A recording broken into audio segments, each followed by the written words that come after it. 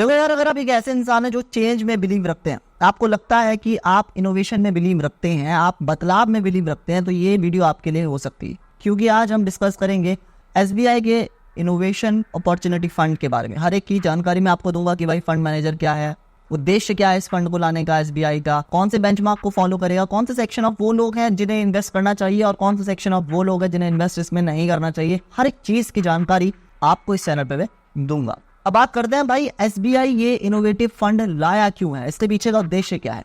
इसके पीछे का उद्देश्य ये है कि लॉन्ग टर्म में आपको ज्यादा से ज्यादा रिटर्न कमा के देना by investing those type of companies जो कि इनोवेशन में बिलीव रखती हैं और इनोवेटिव तरीके से नए नए प्रोडक्ट्स या सर्विस निकालती रहती हैं। यहाँ पर आपने देखा होगा पिछले कुछ सालों में हमारे देश में कितना बदलाव आया है। पहले जमाने में आपको यहाँ से अपने घर से निकलकर ग्रोसरी लेने जाना पड़ता था, अब आप फोन पर बटन दबाइए, ब्लिंकिट से सामान आ जाएगा। पर्स भूल गए हैं तो पहले बीवी को फोन करा करते थे तो घर से कोई जाता था पर्स लाने, अब स्विगी जीनी आ गया है तो पर्स भाई साहब आपका डिलीवर कर देता है। तो ये इनोवेशन का एक पार्ट है। ऑटोमोबाइल सेक्टर की अगर मैं बात करूं तो ऑटोमोबाइल में ईवी आ गया है या फिर हाइब्रिड टेक्नोलॉजी आ गई है। हालांकि ईवी और हाइब्रिड अभी इतने ज्यादा सक्सेसफुल नहीं है और डाटा ये भी कहता है कि जिन लोग के पास ईवी है वो वापस से पेट्रोल और डीजल पे स्विच करना चाहते हैं, लेकिन ये आने वाला कल है। तो अगर आप इस माइंडसेट के लोग हैं, अगर आपको लगता है कि हाँ इस तरह की जो कंपनी है जस्ट लाइक टेस्ला वो आगे बढ़ेंगी फ्यूचर में, तो ये जो फंड है आपके लिए। इसके बाद ये जो सबसे बड़ा चेंज आया है वो फाइनेंशियल सेक्टर में आया है। भाई आप फोन से कोई भी पेमेंट कर सकते हो बिना किसी झंझट के, यूपीआई के द्वारा। तो ये क्या है, ये एक चेंज ही तो है, ये एक इनोवेशन ही तो है। या फिर ब्लॉकचेन का आना, एग्रीगेटर्स का आना, जो पेमेंट एग्रीगेटर्स है उनका बढ़ जाना, ये सब क्या है, ये इनोवेशन का ही पार्ट है। आपने देखा होगा पिछले 2 से 3 सालों में कितने सारे इनोवेटिव तरीके से यूनिकॉर्न स्टार्टअप आए हैं और अपने आप को स्टैब्लिश किया है। ई कॉमर्स का आ जाना, मतलब अमेजोन जैसा प्लेयर पहले बैठा है लेकिन साथ में ई कॉमर्स और भी लोग कर रहे हैं और अच्छा खासा मुनाफा कमा रहे हैं। शॉपिफाई जैसी प्लेटफॉर्म का आ जाना, वो कॉमर्स जैसे प्लेटफॉर्म का आ जाना, और मतलब एक आम इंसान घर पे बैठा हुआ बिना कोडिंग के जरिए अपनी एक वेबसाइट लॉन्च कर सकता है। ये सब क्या है, ये इनोवेशन का पार्ट है। अब बात करते हैं यार आपको क्यों इन्वेस्ट करना चाहिए इस तरह के फंड में। यहाँ पर मैं आपको बता दूं कि हमारे देश की जो संख्या है ना वो ग्लोबल इनोवेशन में 2015 में थी 81 नंबर पे, यानी 81 नंबर पे। अब 2022 तक आते आते हमारे देश के इनोवेटिव इंडेक्स में जो संख्या है वो आ चुकी है 40वें नंबर पे। तो आप देख सकते हैं कितनी तेजी से हमारा देश जो है प्रगति हो रहा है इनोवेशन की तरफ, यानी कि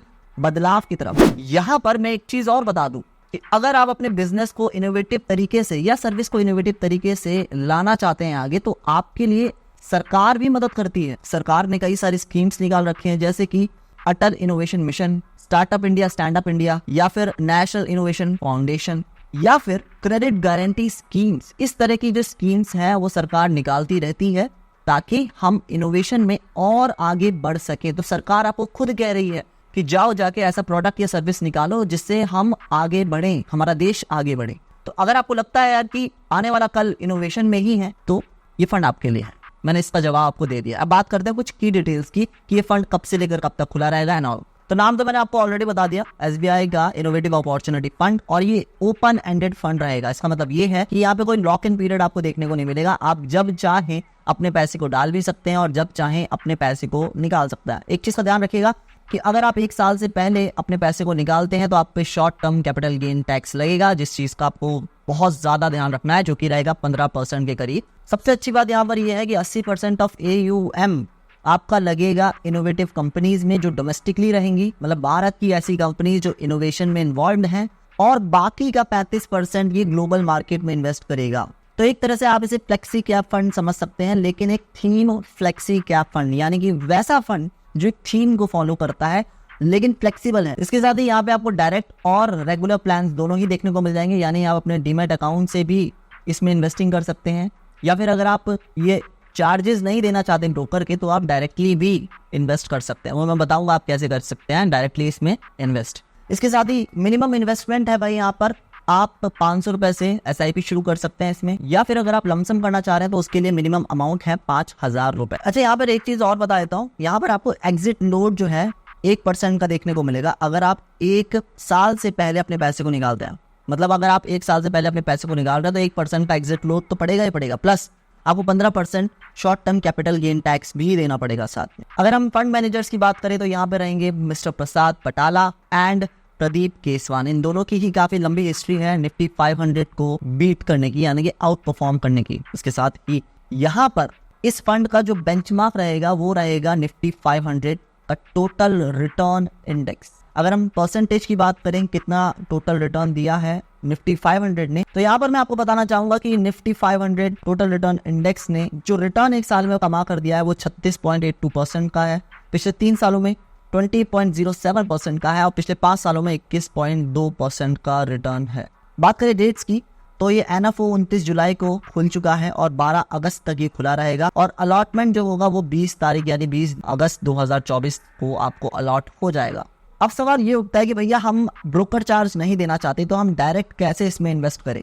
तो देखो सिंपल सा लॉजिक यहाँ पर ये है कि आपको SBI की वेबसाइट पर यानी कि SBI म्यूचुअल फंड्स की वेबसाइट पर जाना है। अगर आप पहले से ही म्यूचुअल फंड होल्डर हैं तो आपको लॉगिन पासवर्ड तो पता होगा ही, लेकिन अगर आप पहली बार जा रहे हैं तो आपको अपना पैन कार्ड से वहां पर लॉगिन करना पड़ेगा। पैन कार्ड की जरूरत पड़ेगी, देन उसके बाद आपका KYC होगा एंड देन आप अपना लॉगिन एंड पासवर्ड सेट करेंगे। जब आप लॉगिन कर लेंगे उसके बाद आपको सेलेक्ट करना है ये वाला पर्टिकुलर NFO। ध्यान से पढ़ लीजिएगा हर एक चीज एंड देन उसके बाद आप इन्वेस्ट कर सकते हैं इसमें, या फिर आप SBI की किसी भी ब्रांच में जाके इस NFO का फॉर्म फिलअप करके इसमें इन्वेस्टिंग कर सकते हैं।